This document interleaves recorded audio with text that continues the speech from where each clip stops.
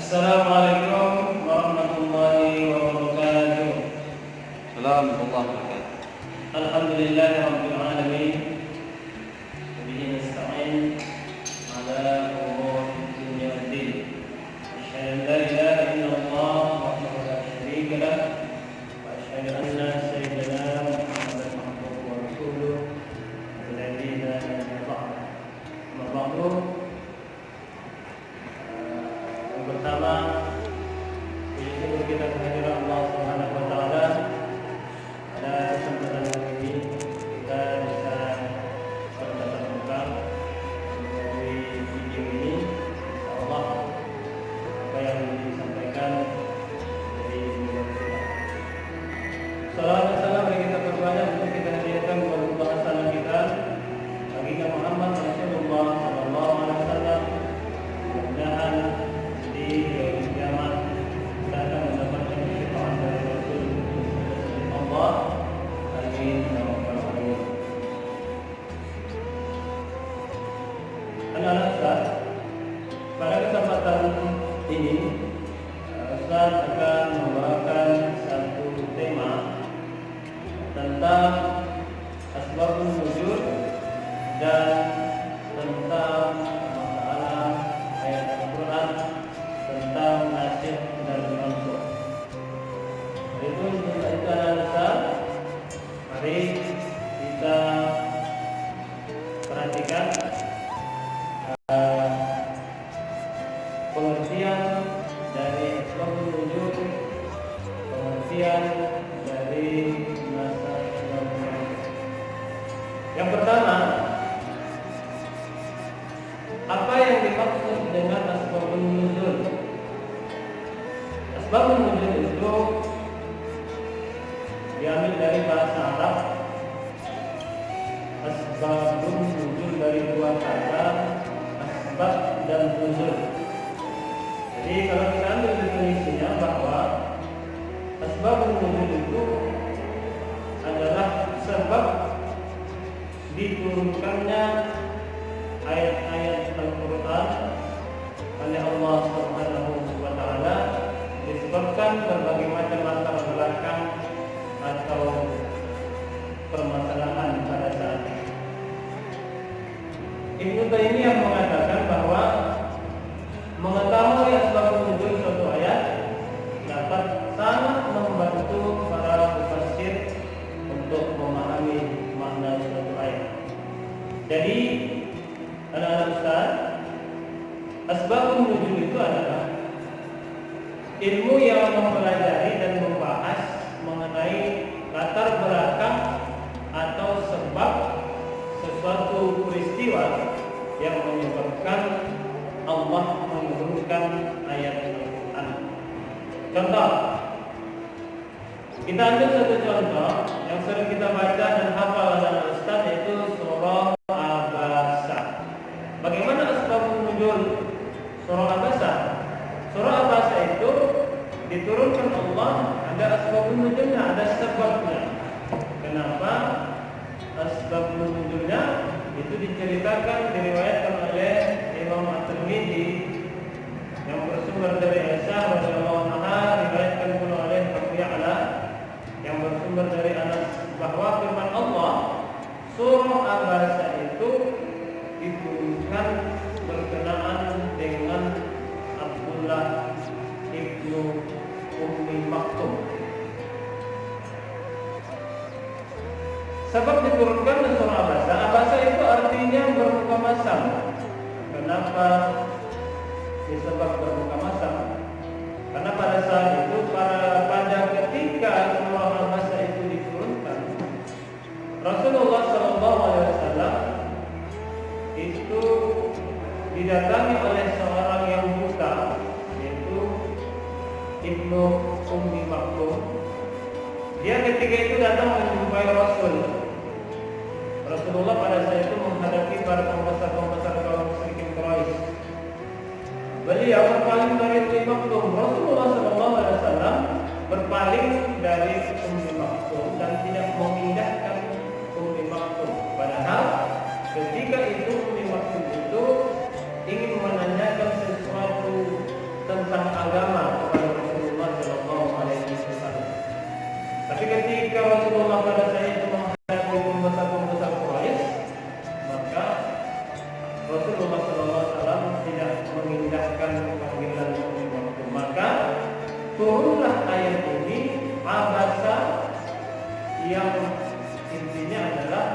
sebagai teguran dari Allah atas apa yang diperbuat oleh Rasulullah SAW. Itulah asbabun nuzul dari surah Abasa. Abasa bermuka masam. Siapa yang bermuka masam? Rasulullah SAW. Ini salah satu contoh. Jadi Ustaz untuk dipahami bahwa ayat-ayat Quran yang diturunkan oleh Allah Subhanahu wa taala itu ada yang memiliki asbabun nuzul, ada juga yang tidak memiliki asbabun nuzul. Selanjutnya Ustaz, apa penyebab terjadinya asbabun nuzul? Penyebab terjadinya asbabun nuzul.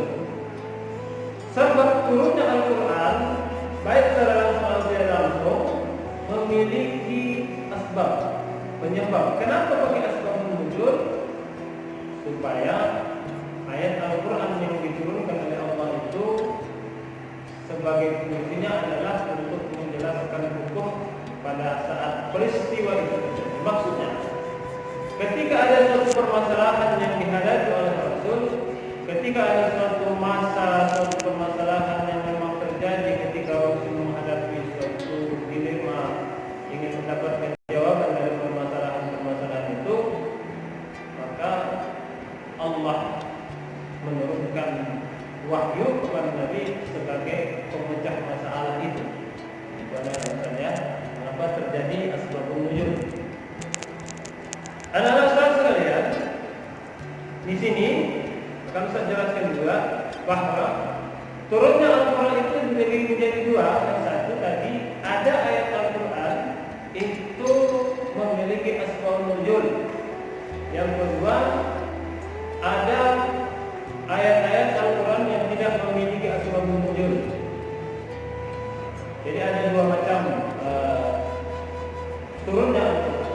Yang pertama ayat yang tidak memiliki latar belakang atau tidak memiliki sebab asbabun nuzul itu disebut dengan ayat ibtidai.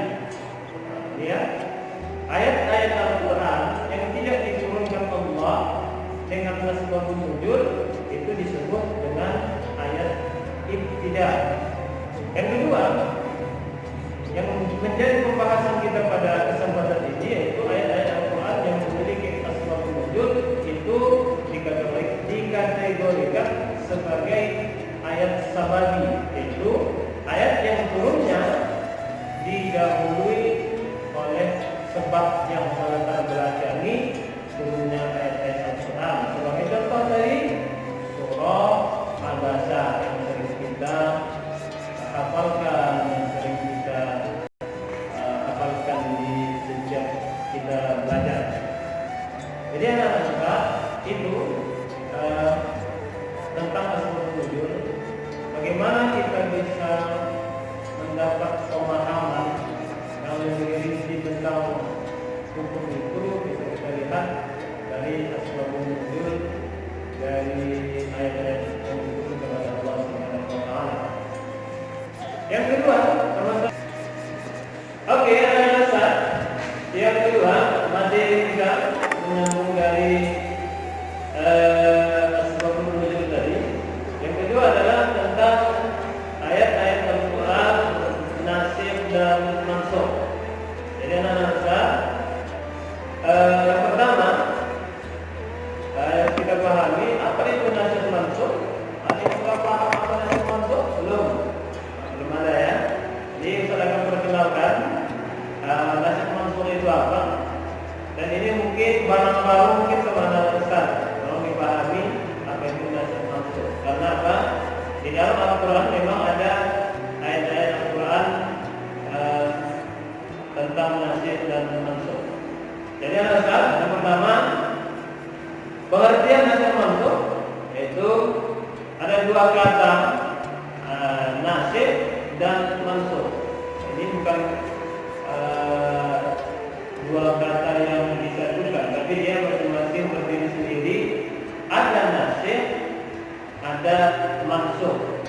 Ada ayat yang nasikh dan ada yang ayat yang memansukhkan.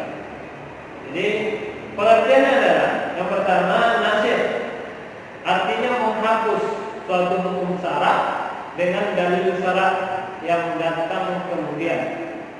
Yang kedua, mansukh maksudnya hukum syarat yang menempati posisi awal sebelum diubah dan belum diganti dengan hukum syarat yang datang kemudian. Jadi kesimpulannya adalah kalau kita gabungkan nasikh dan mansukh itu adalah kedudukannya sangat berkaitan. Ketika ada ayat, ketika ada hukum syarat yang dihapuskan oleh ayat yang datang kemudian, maka hukum yang dihapuskan yang posisinya awal itu digantikan dengan hukum yang datang yang terbaru dari firman Allah Subhanahu wa taala. Itulah dia nasikh dan mansukh.